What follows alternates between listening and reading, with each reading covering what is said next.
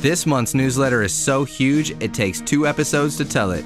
I'm 2nd Lieutenant Commander Lee. Welcome to the August 2020 Texian Dispatch video newsletter.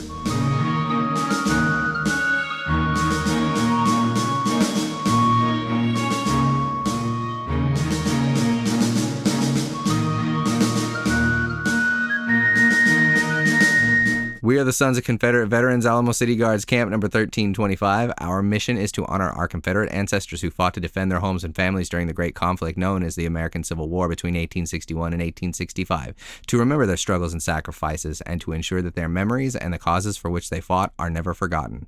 Membership is open to male descendants of Confederate veterans ages 12 years and older. We have a cadet program for young men ages 12 years and younger. Friends of the Sons of Confederate Veterans or Alamo City Guards Camp may be male, female, of any age, and you don't have to have a Confederate ancestor. Meetings are on the first Thursday of every month, but due to the COVID pandemic, we are meeting strictly by Zoom. Check your emails for a link or log into your profile for further instructions at alamo-cityguards.com. September 3rd, we have Marita Richards speaking on CSA soldiers held in northern prisons. Our camp's namesake is one of San Antonio's most unknown and underrated historical figures, and I am thrilled to be able to share some of his extraordinary exploits with you.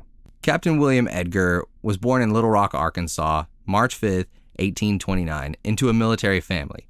His father, James, was an Army officer, and his mother, Nancy, was an immigrant from Ireland. He was a military brat growing up on various military installations across the early United States. At 10, he enlisted with his brothers John and James into Hindley's Company, Florida Volunteers, likely as a powder monkey during the Second Seminole War. This would be the start of a lifelong obsession with artillery. After his father died from complications with yellow fever in 1842, his family moved to St. Louis. While his brothers re-enlisted, young William took to the carriage maker's trade, learning as much as he could until the election of James K. Polk and talk of war with Mexico. What he learned from his time working at Billings and Powers provided yet another key element to his favorite hobby: how to make carriages for cannons. Hearing of their big 32-pounders and their 8-inch shell guns, he went to New Orleans to join the Navy in February of 1845, but found no U.S. vessels with which to recruit. Making his way up the Red River, he joined up with the U.S. 3rd Infantry. Ironically, had he waited until July, he likely would have been able to board the USS St. Mary's, which escorted United States troops from New Orleans down to Corpus Christi to reinforce General Zachary Taylor's 3rd Infantry anyhow. Like a 500-mile march ever killed anyone.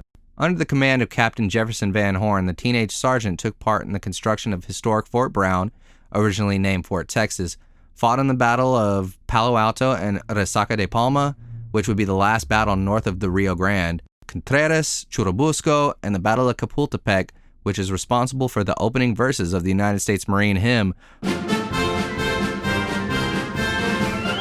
And finally, the fierce and sanguinary fighting through the Mexican capital, culminating in Winfield Scott's famous entrance. After scouting frontier territory from San Antonio to El Paso to the Gila River and back, the then First Sergeant Edgar left service in the spring of 1850. Though he tried farming, being a merchant, and a lawman, his love for and keen skill in military science and a vivid memory kept him employed in the U.S. Ordnance Department, then later a shopkeeper in the United States Quartermaster's Department, making the federal surrender during Texas secession that much easier.